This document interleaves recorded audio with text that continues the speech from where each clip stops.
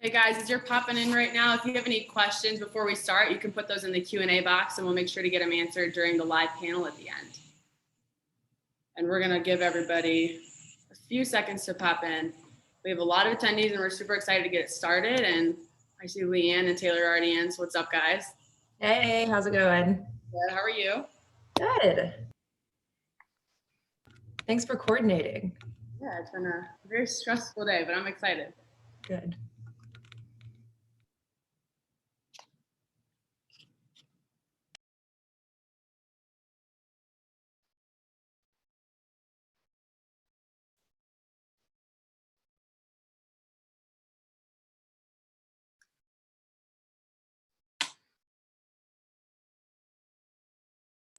Leanne, how was school today? The students were a little chaotic, and so were the lacrosse players. So, it was We have both. but we're here, so all is well. Awesome. I'm excited to be with y'all. What grade do you teach, Leanne? I do 9th grade and 11th grade, and then varsity lacrosse right now. And our varsity lacrosse team actually has 7th graders through 12th graders. So, yeah. The whole load, preteens and teenagers. Oh yeah, all of the above. They're fun though. They bring me a ton of joy. Yeah. Good that they're playing lacrosse, despite I'm in Florida, so Florida has loops. All right, as we get more people to pop in, we'll kind of catch them up a little bit, but we'll get started. I'm gonna share my screen real quick. So,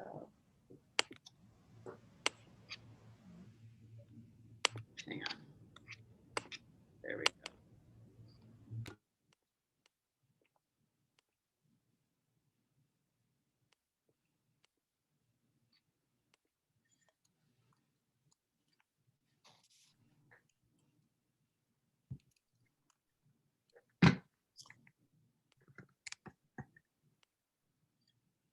All right. As you guys know, you all signed up for the event. So this is the free virtual webinar aimed to break the stigma surrounding mental health and body image empowerment. The title is It's All Mental. I'm sure you guys read the description, but we're super excited to break the stigma, educate and empower athletes from all different types of levels, whether it's high school, college, professional, coaches, trainers, anybody that's involved with student athletes and that is helping them out in any way. We want to make sure that we're educating them. So. And this is the cause. So it's just to break the stigma surrounding mental health, well-being, and body image empowerment. I know Taylor is really big on body image empowerment, as well as Leanne over at the Hidden Opponent. So we're super excited to hear them and share their story. And we want to make sure that athletes are able to recognize their physical and mental well-being, regardless of age, gender, background, because depending on your upbringing, coaches that you're surrounded with, it does look different for everybody. So we want to make sure that you're able to spot those differences, see them, and really advocate for yourself. And we will get into our speakers. So Taylor, if you want to go ahead and introduce yourself first, go ahead. Yeah, thanks. Thanks so much, Hannah. Hey guys, I'm Taylor Tracy. It's nice to kind of see you all here tonight. Thank you for coming out. I'm the founder of a nonprofit organization called the Virago Project. And what we do is we provide mental health resources solely to women athletes because we believe that women athletes are underrepresented in the athletic community. And of course, we want to address the stigma of mental health. So yeah, we do workshops, we do mentorship programming. We take the most pride in our online blog, our Instagram account. We consider a program where we really try to educate sportswomen on body image issues, performance anxiety issues, depression, anxiety, just everything that has to do with what we're talking about here today. A little bit about me. I played volleyball at the University of North Carolina, Chapel Hill. I graduated in 2016, and I myself had a ton of different challenges. I struggled with depression. I struggled with bulimia. And as a professional athlete, I ended up quitting because I was at the height of my eating disorder and my depression. So I'm really passionate about what we're talking about here today, and so grateful that Hannah and Leanne and now we have Brandon Marshall, I guess, coming in.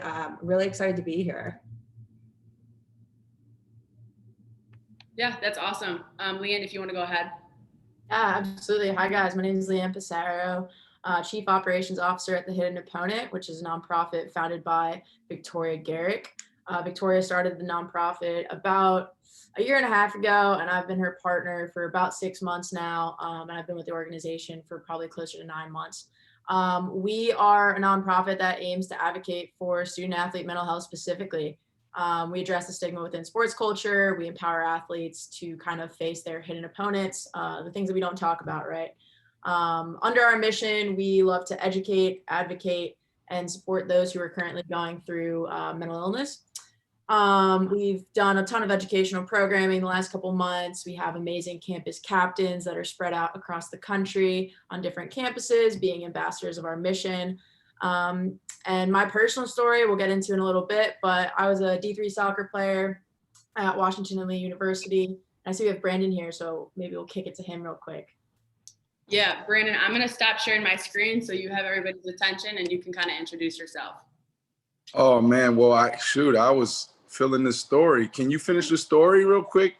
Brandon, I have to say I am a massive Jets fan, so the fact that I am communicating with you right now has got me a little nervous, and I'm really excited to be here with you. Oh, no, I appreciate you guys. I think what you guys are doing is amazing. It's phenomenal. It's needed. And this is what it's all about. I wish, more people understood how powerful this is and how much it's needed, because, community is everything. And statistics show us that our first break is usually from 18 to 24, and where are we on the college campus? And at this point of our life, we may not always understand how to deal with it or what's going on. So we may be suffering in silence. And the first people that recognize it are our peers. The first people that we run to when we do recognize it, it's our peers, it's our teammates, right? So we have to be sharp, and we have to understand how to have these conversations. Peer-to-peer is, to me, is the most impactful thing that we can do on a college campus, especially as athletes. Like, there's so much pressure on us, like to perform and to be excellent every day, every practice, every game. People don't, it's a unique experience. It's an amazing experience. We're being developed and stretched in so many ways. And if we can get through it, it's going to help us in so many different areas of our life, whether it's marriage, whether it's raising our kids in the future, leading businesses, developing relationships.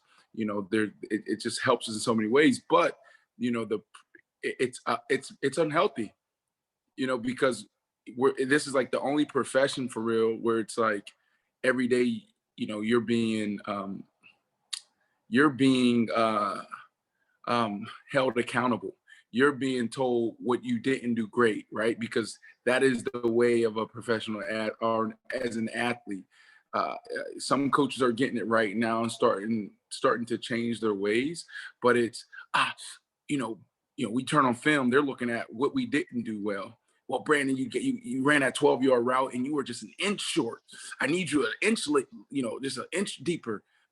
Ooh, man, if you'd have pumped your arms like this, or if you'd have stepped like that, and it's like, man, where's the positive reinforcement, right? So we think as athletes and high achievers that we have to, always be great, and when we're not, it messes with our mental. And it's the same in school, right? Like, we come from places where we may be the best in class, whether on the field, in a classroom, and then we get to a college campus and it's like, oh, like this person from the other side of town or another state is kick ass, and like I'm not the best person on my team anymore. How do I deal with going from being the best to now just being, a part of a team? So, it's an interesting time you guys are in. Yeah, no, I think that was awesome. And I think kind of the way you related it to being a student athlete and always having to be perfect is so prevalent with student athletes now, because you see so many kids wanting to go D1 because that's like the stigma is like you have to go D1 if you're a good athlete. And there's schools that are maybe D2 or D3 that are just as competitive, if not more. So in terms of kind of battling that and taking on that role of wanting to be perfect, what advice would you give to athletes, male, female, like whatever sport? What advice would you give to those athletes that are struggling with mental health, or they're struggling with depression? Who do they go to? What types of things do they say? Should they go to their peers, coaches first? Like, what have you seen in your experience that you can offer? Yeah, exactly what I said from the beginning. It's peer to peer on college, right? Because that's what we're usually comfortable with. So whether it's us, or a loved one or a friend, like we gotta prepare ourselves. We gotta understand what anxiety is. We gotta understand what depression is. We gotta understand what a panic attack is, right? Do you know the difference between a panic attack and a heart attack? A lot of people think they're dying, and you got to be able to understand that so you can walk them through that. So I think it starts with us in educating ourselves so we're equipped to have these conversations. And obviously talk therapy is critical. The professionals, like we there are resources on campus, but do you know what those resources are and who you can talk to? So like ask, open up your mouth, right? Figure it out. I truly believe that, well, let me backtrack a little bit. I would say there's a book called Body Mind Mastery by Dan Millman. And I would say read that book. And it's going to put a lot of things in perspective for us. Because I think a lot of us student athletes, we struggle with, just trying to figure out who are we when it comes to our sport, who are we in a classroom, what's next? Like a lot of stuff, like worlds are colliding right now. Relationships, boyfriend, girlfriends, like there's so much going on and you got to navigate through it. Our body, there's just so much, and there's pressure. So that book will put a lot of things in perspective. He also wrote a book called The Way of the Peaceful Warrior. And I highly recommend that all athletes read it, because a lot of our struggles come from, not understanding who we are, and our identity a lot of times is wrapped up in the sport. And that's where a lot of struggle happens and starts. So, I'm a big believer in just the fundamentals. So being prepared, being equipped, it doesn't have to be like, yeah, like some people deal with anxiety, depression, bipolar disorder, borderline personality disorder, and you go on and on and on, psychosis. Like there's some serious stuff out there. But are we intentionally, developing our mind and training our brain, and I don't know if we are all the time. Like 80% of life, 80% of sports is mental. So the way we work out, the way we run, the way we train, are we putting that same attention to detail, that same effort into just making sure that we're okay? Whether it's talk therapy, meditation, going for a walk and practicing mindfulness. There's a lot of things that we can do daily. We have to. It's a muscle. Our brain is a muscle. So understand that and equip yourself. Yeah, no, that was awesome. And I know somebody asked if you could say the first book again. I think it was Body Mind Mastery, right? Correct, Dan Millman. And the second one was The Way of the Peaceful Warrior. Yeah. So I know there's another question for you in terms of kind of COVID and kind of building off of that. Relationships are tested. How has COVID affected mental health in your opinion? And have you had any issues struggling with that, or how have you coped with it? Yeah, COVID it's tough. It's hard as hell, right? Like, so are we talking more about the pandemic or just COVID itself? I would say, the pandemic, we're still in it. So I would say that's probably the go-to. Yeah. Okay, great. So I think for the first time ever, there's a lot of people um, experiencing anxiety, depression for the first time, right? There's a lot of us on this call. It's like, oh, I've been there before. I understand. I know what that feels like, right?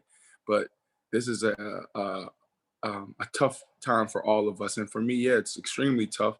I think, as athletes, we're trained to be resilient. We're trained to persevere, and I think we're trained to be tough. And a lot of times, when we think about mental fitness and mental toughness, it's almost like to mask pain, and we got to make sure we're not doing that, because we're always in a situation where it's like, okay, I just got to overcome. I just got to keep going. I got to keep going. That's what it is, right? I'm strong. I'm strong. And I think this is a time where we have to slow down and actually reconnect with those emotions and feelings, and reconnect with people, and be like, how are you? Just simple, how are you? Let's talk. Are you okay? And I think that's where it starts, right? Because we never know what someone's going through. So I truly believe that COVID is highlighting how important mental health is. A lot of people are struggling, so you're not alone, and it's not a unique situation. It's universal.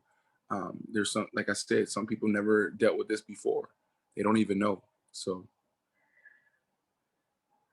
Yeah, absolutely. And I can kind of speak on my truth. I definitely struggled first half of the semester with anxiety, never had experienced it before. And I was like, what's wrong with me? Like, how do I fix this? So that was something that was definitely difficult to go through. But, again, like, you need to have those conversations. You need to be talking with your teammates, classmates, anybody that's like truly in your life, definitely connect with them on it. So. Right. Yep. Exactly. Yeah. I think that was it for the questions we had. You really answered. Oh, we have one more. Are you good for one more? Yes. Okay. All right.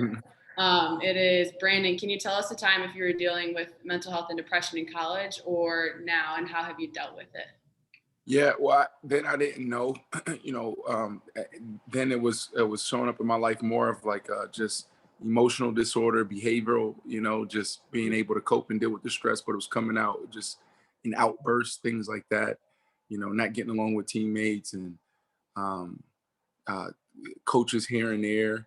And so like it wasn't until I was in the NFL where I realized something was wrong. It was actually when I stepped on the football field, because the football field was always my sanctuary. So it was always my escape, no matter what was going on. And I was always a high performer. It's like I could always block out anything and get the job done. And then one day, playing for the Miami Dolphins, go out there on the practice field, and I dropped 4 balls in a row.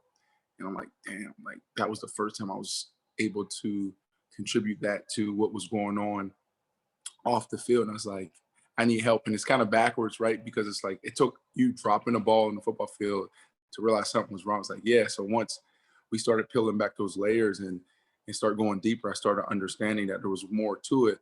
And I was actually diagnosed with borderline personality disorder. And the best way to describe that is it's an emotional disorder. I didn't have the skills and tools naturally to cope with the just regular stresses of the day, right? I didn't have the skills and tools to be able to get myself back down to baseline. What I felt was valid, but I didn't know how to deal with it, right? So I went to McLean Hospital, spent 3 months in an outpatient program. I was diagnosed with BPD, and part of the program was self-assessment, as group therapy, dialectical behavior therapy, mentalization therapy, cognitive behavior therapy. And I did that every day from 8 to 5 for 3 months, and it changed my life. And that's why I'm so passionate about it. So, my journey it was unique. My journey wasn't, it was unique, but it's something that I think that a lot of us deal with, and it can present itself in so many different ways. So hopefully that answered your question. Yeah, no, you did. And I'm really thankful that you shared your story and you were able to kind of bring a light to that in your own personal way. And I know that it's going to help a lot of people that are watching this, that are going to watch it because it's recorded. So super thankful that you were able to hop on and really bring a light to it. So I love what you're doing. And, you guys just continue to lean into this group and invite friends. It should be all of you guys, this, but 3 months from now, your goal should be to have, 300 people on. Let me see where we at. I thought we were 100 when I We're at 103. It's really not about the numbers, to be honest with you, right? But I do think that we should be intentional in inviting people to a space like this, because it affects all of us, almost 320 million Americans, and over right around 100 that are personally affected by it. So don't feel ashamed. Don't feel that you're less than, like it affects all of us. If it's not you, it's a loved one. If it's not a loved one, it's a neighbor, right? So eventually it's gonna come back to touch you, and it might not be you right now. It could be you a couple months from now. So even those out there that, friends out there that you may think is good and they're well, still invite them, still share, still have these conversations. Take it from a taboo topic to an everyday conversation. So lean into it. And when you invite me back, I expect it for this group to be at around 300. Everyone has to invite two. All right. All right, sounds good. We'll keep you updated with everything, but thank you again for hopping on and sharing your story. All right, bet. Thank you, guys. Yep. Go on. All right, bye-bye. All right, guys. So really glad that Brandon was able to hop on, and we will share the screen again. So we'll get right back into it. So Leanne, I know that you were introducing yourself. Did you want to add anything else to it before we get into your guys' slides? I think I'm okay. I'm a little flushed in the cheek after talking to him. I watched him growing up, so it's cool. Yeah, well, hopefully the butterflies go away. But I'll just introduce myself real quick. Brandon, obviously a lot of you guys signed up to hear him talk, as well as Leanne and Taylor. So pumped that Brandon got his time in, and I'm really excited for everybody else to really share their truth, share their story. A little bit about me. I'm a business development associate at LRT Sports. I'm the one that kind of led the forefront on this event, so really break the stigma and make a change throughout college athletics, high school athletics, and really the entire sports industry. I'm a current Division II athlete at Ashland University, so this is my last COVID semester. Looking forward to playing. It's been about 16 months since I've touched the field, so I'm excited to get out there. And I'm a mental health and self-love advocate. I've had a lot of discussions about self-worth and with my teammates, family, friends. So I'm excited to get after it with you guys. There we go. And I'll just do a brief rundown of LRT Sports, which is what I work for. We're the leading company in college coach ratings, and we help high school athletes understand college athletics and going through the recruiting process. I'm sure a lot of you guys have experienced the really tough and confusing time that it takes to get recruited and how to talk to coaches. So we definitely clear that up. You can go on there, you can look at the coaches ratings that are offered. So for my coach, you can go on, I think he has like a 4.8 stars out of 5. So he's definitely up there, one of the good coaches. But if you guys are going through the recruiting process, check it out. But that's what we do. And we offer a lot of articles, videos, updates on NCAA, just really important information that is essential to the recruiting process and to college athletes as well. And I'll kick it over to the Virago project. So Taylor, go ahead. Yeah, should I just share about the Virago project or? Yeah, I know you kind of did a quick update if you want to run through it again, or we can kind of get right into your guys' stories. Yeah, I feel like we already shared, so right, I think we're good. We'll get right into it. Okay. All right, go ahead. Oh, okay, great. Well, I already told you guys a little bit about myself, but I guess this is my time to share the mental health story, the reason why we're all here. But I'll start again. So I played volleyball at the University of North Carolina at Chapel Hill, and I redshirted my freshman year, and finally found my way onto the court my junior year in 2014. I felt like I was finally a contributing player. I felt like I had a purpose, because after spending 2 years on the bench, when you're an athlete and you're putting all of your time and effort and energy in the afternoons to practice and traveling and games, and of course your teammates, when you finally get to play and you gain some amount of respect and related to your performance, it feels good. So I felt really purposeful that year on the court, but things were definitely going on outside of sports that impacted me in a way that still sits with me today, and has caused me to become a mental health advocate. So I think a lot of the time when people are looking at athletes, especially student athletes, and especially like elite athletes like Brandon Marshall, right? He just came on and said that he struggled with borderline personality disorder. But you know, what people know about him is that he's a 6-time Pro Bowler and he's done all of these incredible things on the football field. Like people forget, like there's a person behind the athlete. And I didn't really understand that concept until my junior year when, well, I guess it was my senior year when things were great for me on paper. I was playing well. My team was ranked top 10 in the nation. We won ACC championships. I was a go-to player. On campus, I had like the perfect relationship. I had a great group of friends. Like everyone thought that I had everything together, but outside of that athletic identity that was forward facing to the public, I was really, really struggling. And I think that for me, and I want other athletes who are listening to this, especially if you have a similar kind of story, for me, it was like home life. Okay. So like family problems, these things aren't talked about in athletics because we go to school and we're living in this perfect bubble and everyone's like, oh, it's okay. But like, what's going on at home? So my brother was diagnosed with schizophrenia that, you know, obviously created ripples in my family life.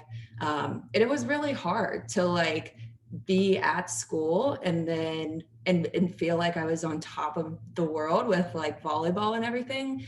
But then to know at home, my older brother was struggling with the mental health disorder that like our family had never talked about mental health. Mental health wasn't talked about in sports. So it's like, what do you do, right? Like I had no idea how to sort of navigate this.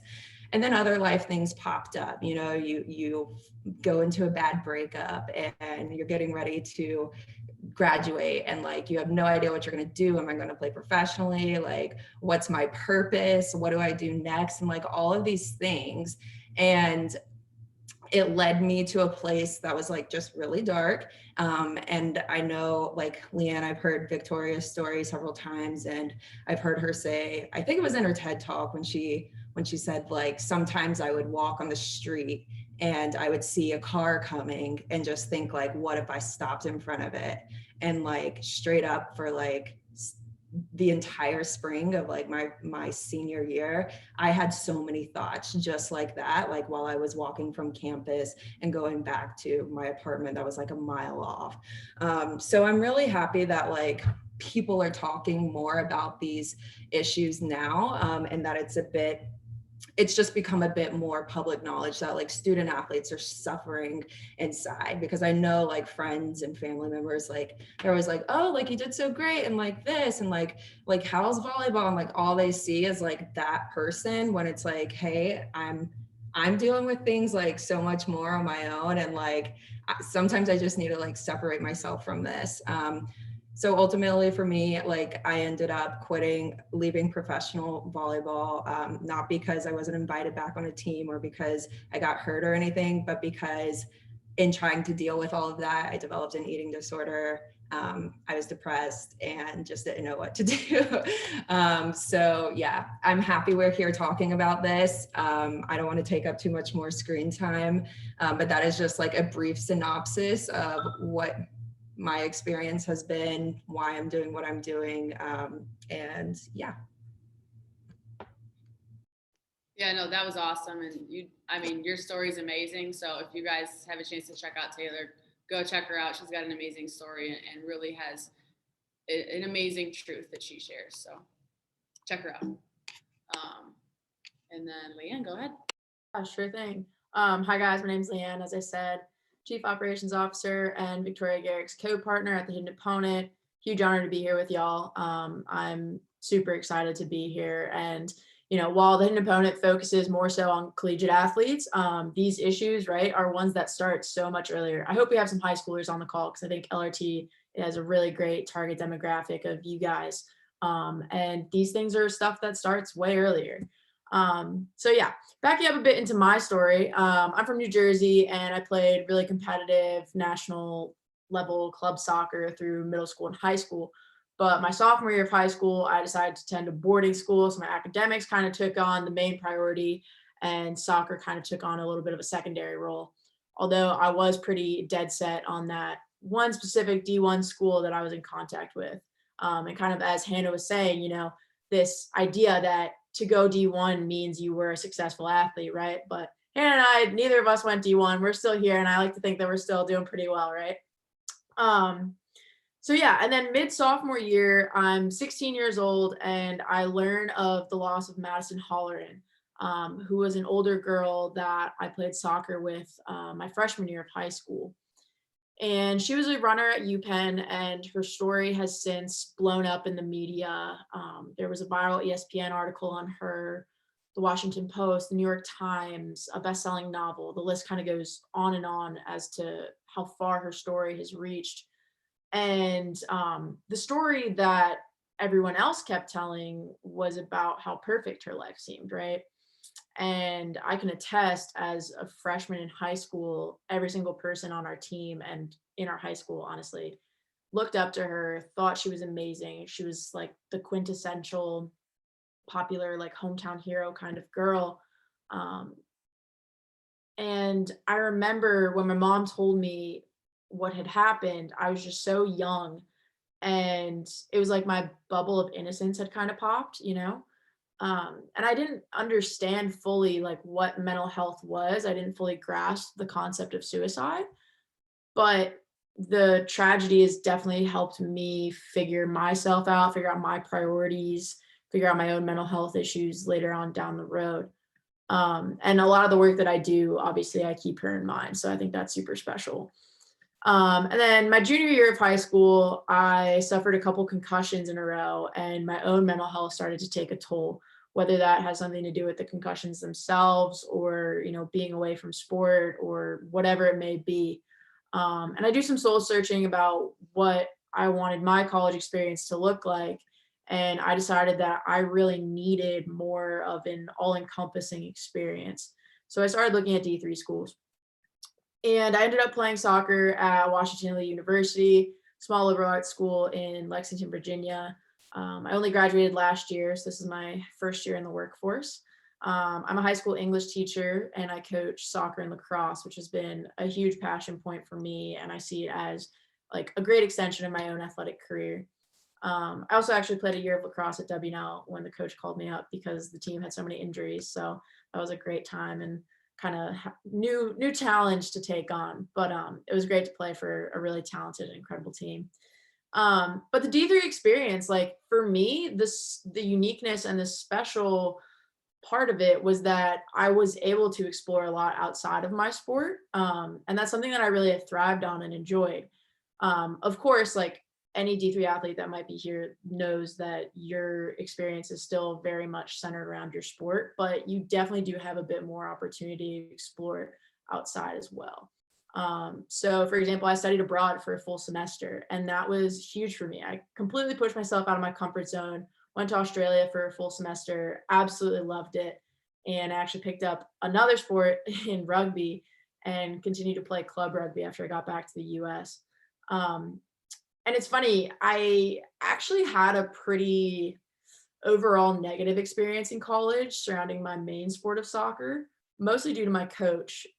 But finding myself outside of soccer was probably the best thing I ever could have done for myself as a person.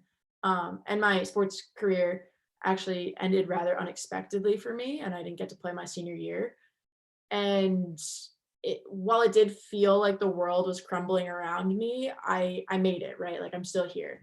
And yes, of course, like I still love soccer, but I can appreciate all the other things outside of that too. So often we give ourselves this singular identity of like athlete, and we just put ourselves in that box, when I know for a fact that I'm sure everyone on this call has a ton of talents and passions outside of your sport. And then an opponent actually did a really great campaign recently that we coined Not Just an Athlete, where we encourage people to take some time to celebrate all the things they are outside of sport. And it was really powerful for me to create my own post and read other people's posts. So if I had to sum up my message tonight, I guess it would be to really take advantage of all your skills and all of what your school has to offer and all of what the college years have to offer, including things outside of the athletic community. Being an athlete will absolutely be like the core of who I am, like always.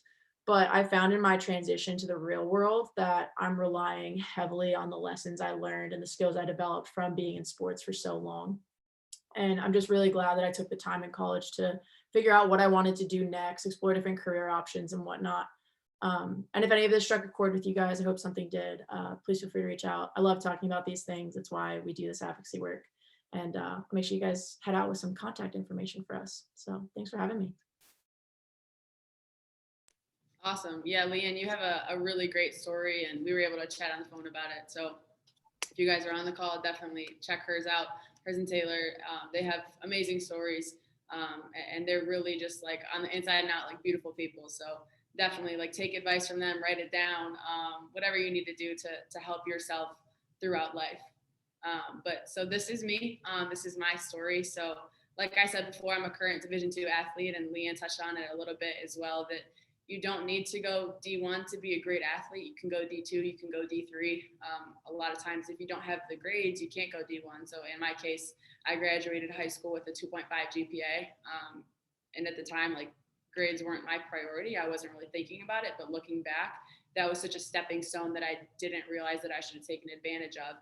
So I came in my freshman year with a clean slate in college and ended up with a 3.5 my first semester because my parents said that they were going to bring me home if I didn't. So it was kind of a two-way street there. But, I really changed who I was and came in and wanted to write a new story for me. I wanted to become the person that I've always wanted to be, and I wanted to influence the energy in the room and really become the person that I had dreamed about. So in terms of the mental health and body image advocacy and self-love, not all heroes wear capes. And a lot of times with mental health, like Brandon said, you lean on your peers, you lean on your teammates, because those are the people that are closest to you. You know if they're struggling, you know if they're having a tough time. And, you can ask somebody how they're doing and they give you a blanket answer of, yeah, I'm good. But you really need to ask the question of, like, how are you really doing? And then a lot of times it's like an onion, like you peel back the layers and you find the truth in their hurt and you help them, whether it's you talking to them or you're talking to a trainer or a coach to help them, because at the end of the day, you want to see them succeed, and you want to be there for them because they are your teammates. You love them, whether you guys have any beef or not. That's your team, that's your family. And then in terms of just kind of being an advocate, you have to be vulnerable. You have to talk about your story. You have to talk about your truth. So for me, this past year with COVID and everything, it was crazy, a whirlwind, and 2020 was kind of a trash can. That's what I like to call it. But, on the other side of it, it was a blessing in disguise. I was able to figure out who I was outside of sports. To Leanne's point, I'm a soccer player. Yeah, I'm great at playing soccer and being a goalkeeper, but I'm an even better person because I'm there for my teammates when they need me. I'm there for my family when they need me, but I also take time for myself to make sure that I'm doing things for self-care or for my mental health to make sure I'm always in check, because, you can't pour from an empty cup. You have to make sure that you're always good to make sure you can help everybody else that's in your life.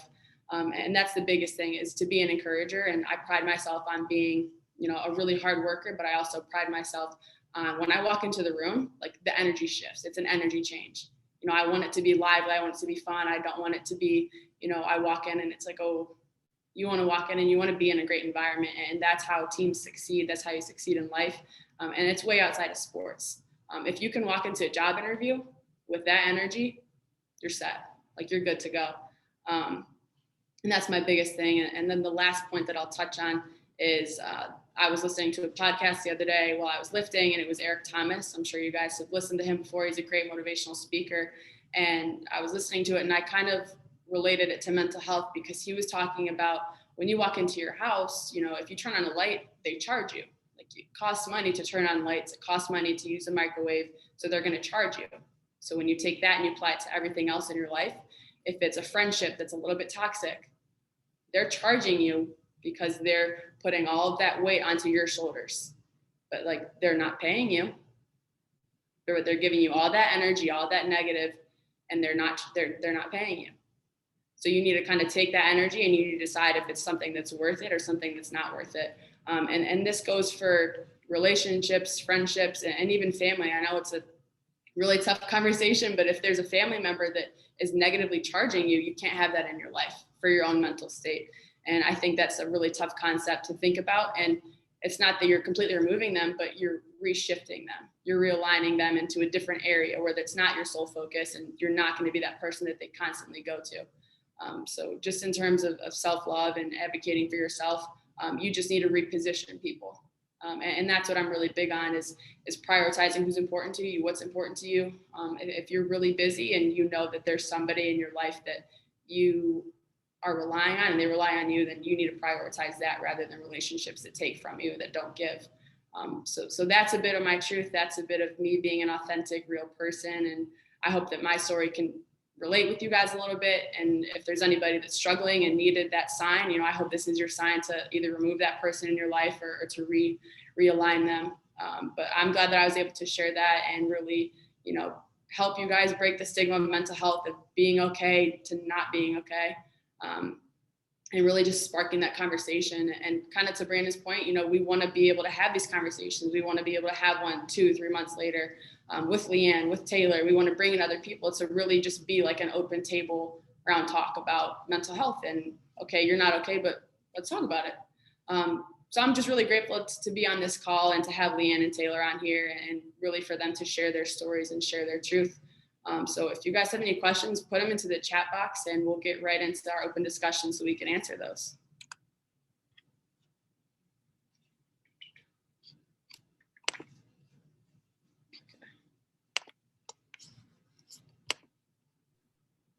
Hang on, I'm pulling it up.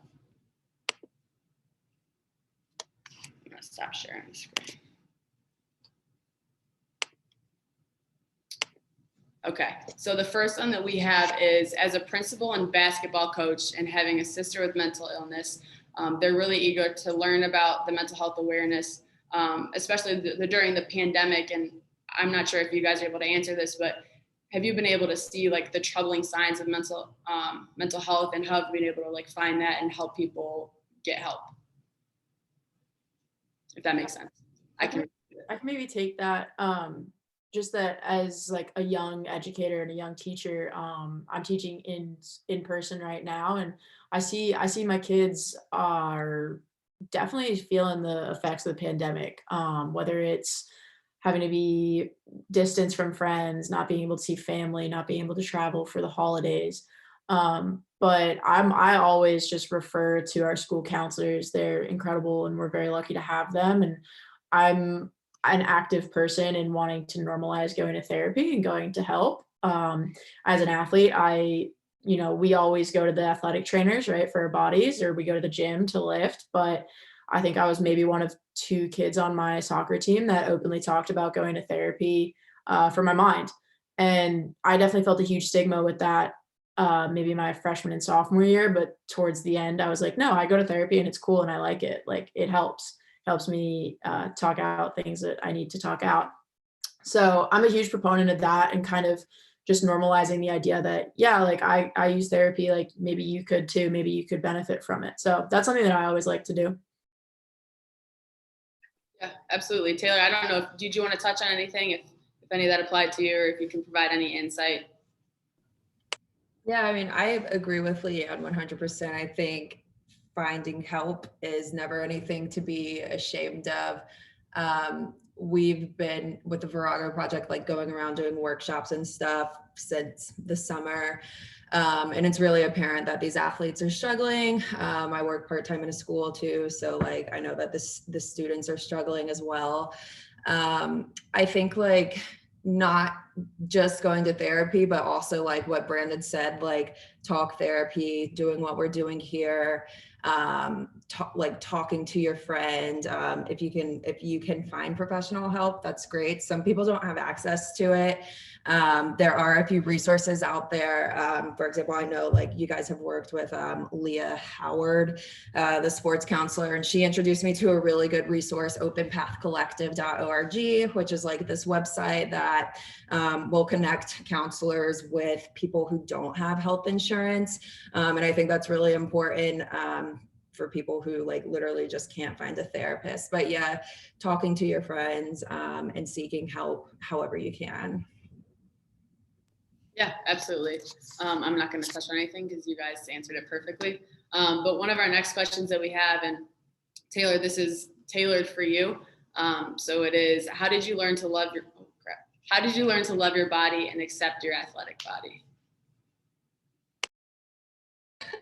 That's a good question. I'm still learning today how to love my body. I mean, I think the thing with like when you struggle with disordered eating, eating disorders, body image, a lot of people who like go through, I guess, like recovery. I feel like there's just a lot of like information out there. Like I went through eating recovery, ED recovery, and like now I'm done. And like I'm here to tell you, like, that's totally not the case. Like, if you struggle with body image and you struggle with eating disorders, you're like likely to struggle with it for the rest of your life. And like, that's totally okay. It's like the process is more important than the results. Like, you just gotta like keep trying. If you're going to therapy, like keep going to therapy, keep like reframing your thoughts. That's something I do. Like when I catch myself comparing myself to someone, or when I'm standing in front of the mirror in the morning and like dissecting every part of my body, or like if I have a thought of like, okay, what am I going to get at the grocery store? And I feel my thoughts getting like anxious and like repetitive and just weird like that, like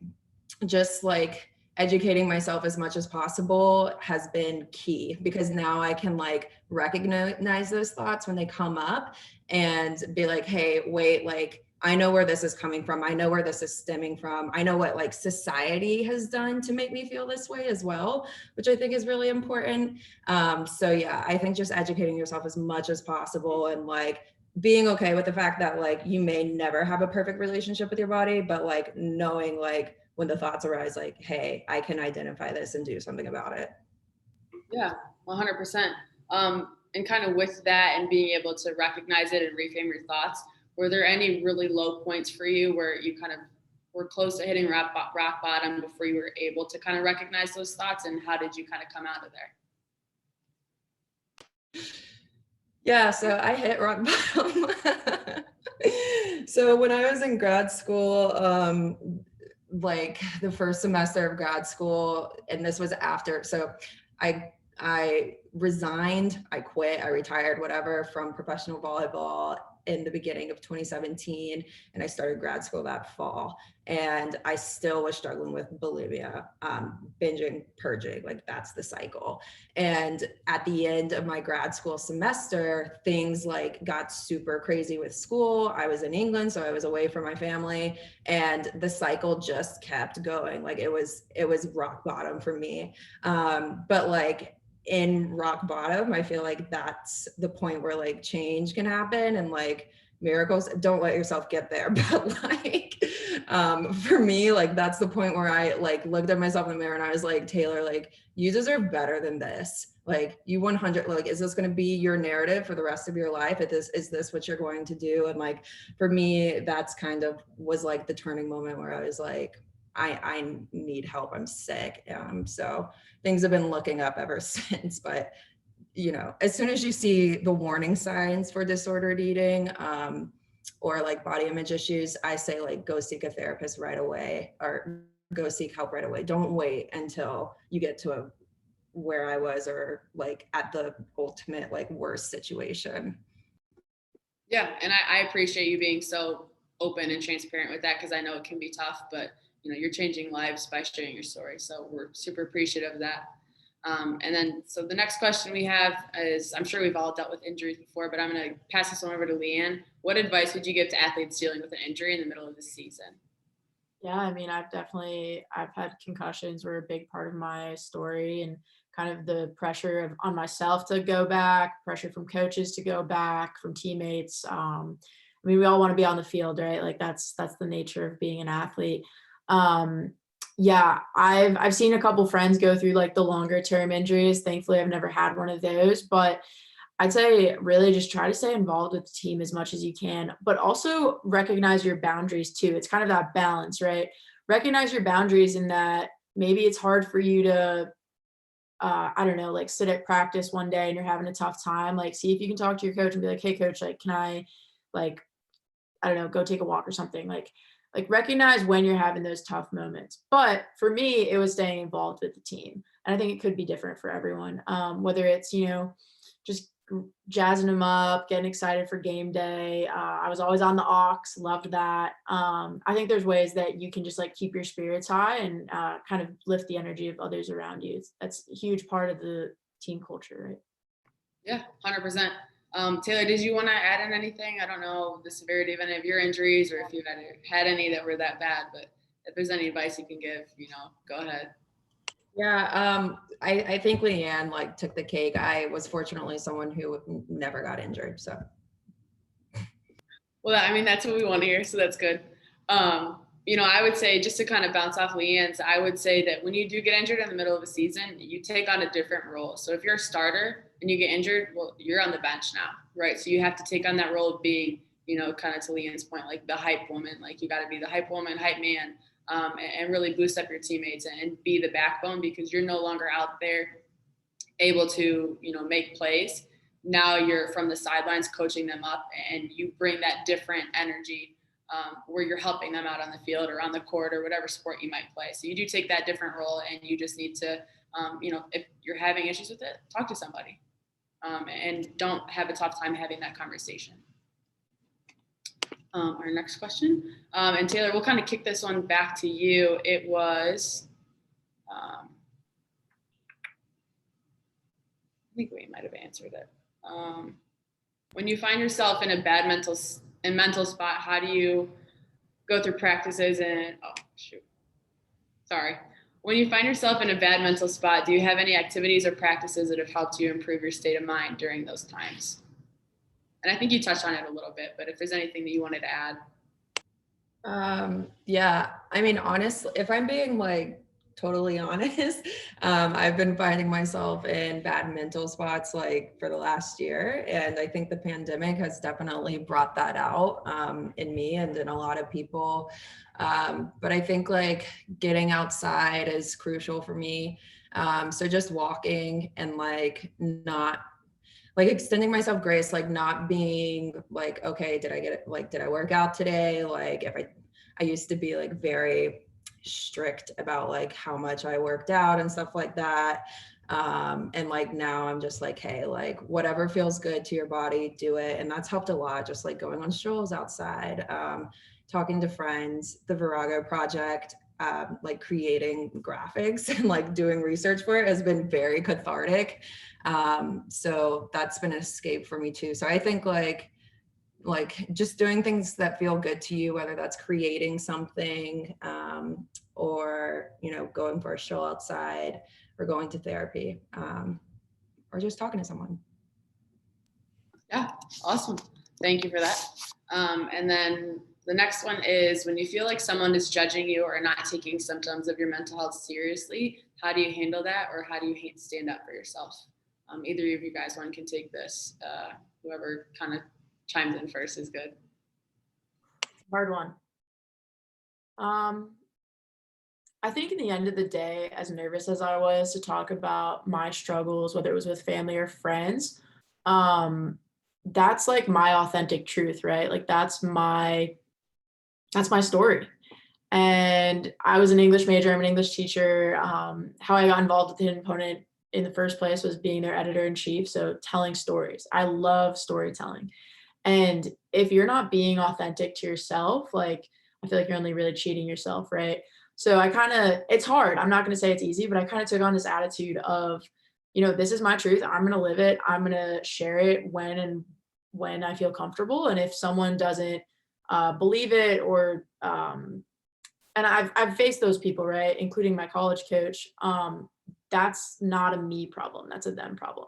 And I just knew that my authentic, like me being authentic, felt better than them, like them not understanding. Maybe I don't know if that makes 100% sense, but I just felt solid in me being me.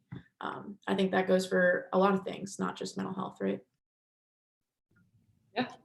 I love that. Yeah, sorry, I was just gonna respond right away because like I loved what Leanne just said, because I feel like she's so right. Like it's a them thing, it's not a you thing. And like the more that the deeper I get into this like mental health community, the more I realize like the people who are here willing to show up and learn like are so much more, I mean, woke on these topics than like the everyday person. And like you can't, like, because mental health is so stigmatized in society, like you can't expect someone who hasn't like done the work to like really understand what you're going through always. So I thought that was a really powerful thing you said, Leanne, just like being confident in like yourself and like standing firm and what you're feeling, because like it's your reality at the end of the day. It's not anyone else's.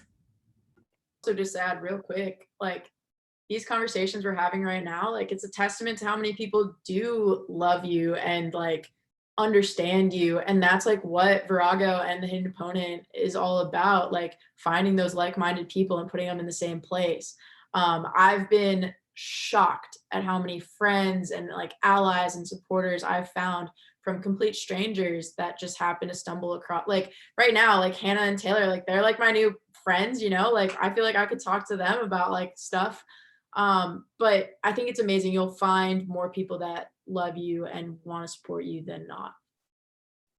Yeah, 100%. And to Taylor's and to your points, Leanne, the people that, you know, are having these conversations, you kind of click like this. Like it's so easy when you like are able to talk about your mental health struggles, like you so easily build that deep relationship. And I know like in my own relationships, I have one friend who we openly have those conversations. And I remember one day she just turned to me, she's like, yeah, she's like, I just feel like I really know you.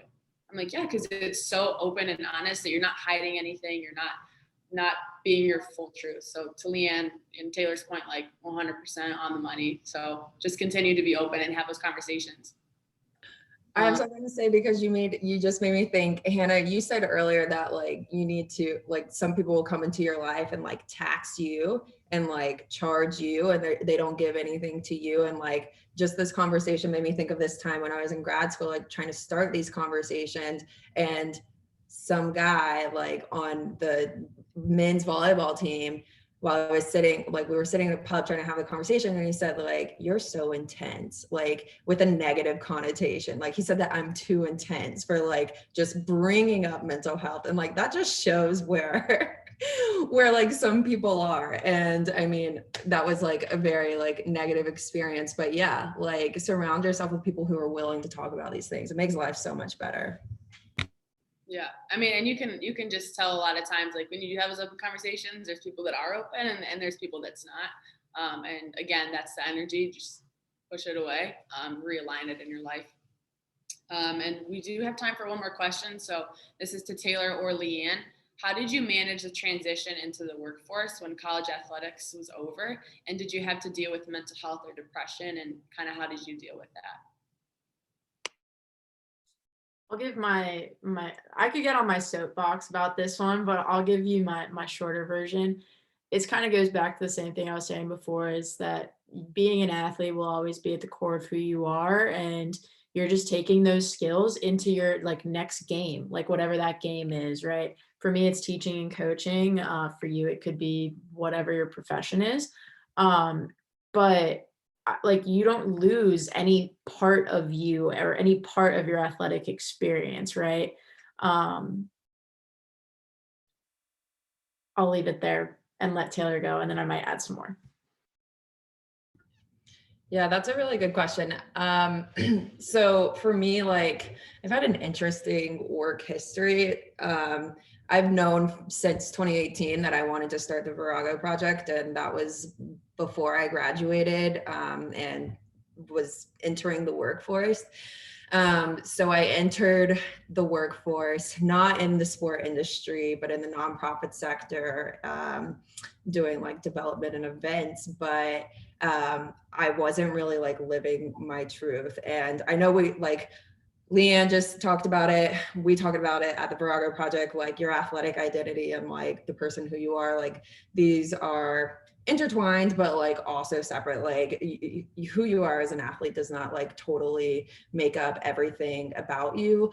But like I knew deep down that like I really wanted to give back to the sport community. And so while I was in this job, like I did find myself like not really connecting with the people around me as much, because there was just like such a disconnect, and like maybe it was my fault. Like I don't think I really wanted to be there, but like yes, to answer your question, yes, like experiencing depression and like a sense of loss and like not knowing, like a sense of like not really knowing where you are, like I think that's totally normal.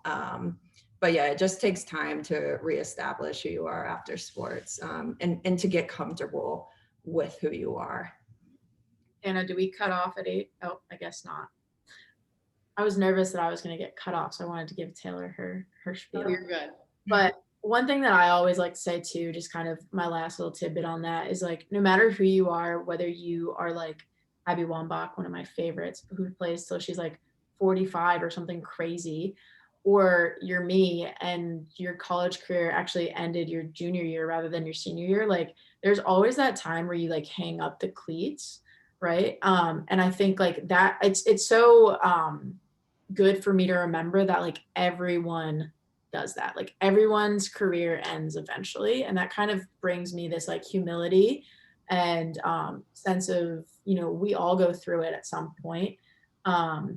Maybe not Tom Brady, I'm not sure, but we'll stay tuned for that. I do live in Tampa and I'm not a Tom Brady fan, but yeah, it's a conflict of interest. But, you know, I just like to think that we all have our time and so many people have gone through it. So same thing, don't be afraid to talk about it and figure out what that next game is for you.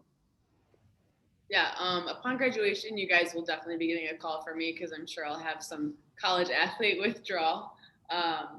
But yeah, no, I think your guys' answers are perfect. I would touch on being in the workforce, but obviously I'm still in school, full-time student athlete. So yeah, you guys will definitely get a call from me. But I just wanted to definitely just thank you guys so much for being on today and sharing your truth, sharing your story, and being so open and honest about breaking the stigma and being an advocate for yourselves, for your teammates, for those that are around you. And I'm sure all the participants are grateful to be on the call, grateful to hear from you guys and apply your stories to their own lives and make a difference and make a change. But I just want to say thank you so much to everybody that attended, everybody that's on the call, and to these amazing women, and to Brandon. I know he's already gone, but he shared his story and his truth. So just super thankful. I hope everybody has an amazing night, and I'm looking forward to setting up another one of these, and it'll be more of an open discussion. So awesome. Thanks so much, Hannah. This has been awesome. Thanks for organizing, Hannah. You're amazing. Of course. All right. Have a good one, guys. Bye.